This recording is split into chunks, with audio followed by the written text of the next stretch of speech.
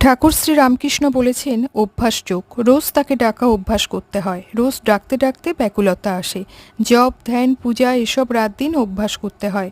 তাহলে মৃত্যুকালে ঈশ্বর চিন্তা আসে অভ্যাসের গুণে। শ্রীমা সারদা দেবী বলছেন, অভ্যাসের কত শক্তি! এমনিই জপ অভ্যাস করতে করতে মানুষ সিদ্ধ হয়।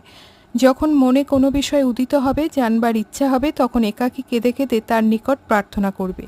তিনি সমস্ত মনের ময়লা ও কষ্ট দূর করে দেবেন আর বুঝিয়ে দেবেন।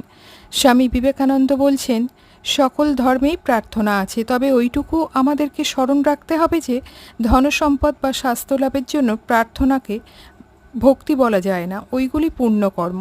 যিনি ভক্ত হতে চান তাকে ওই সকল প্রার্থনা ত্যাগ করতে হবে। আমরা প্রার্থনা করি মুখে, অন্তর থেকে নয়। অন্তর থেকে প্রার্থনা হলে ফল ফলবেই। ভক্তি ও ভালোবাসায় হৃদয় সিক্ত করে ভগবানের কাছে যদি আমরা প্রার্থনা করি, সে প্রার্থনা তিনি শুনবেনই।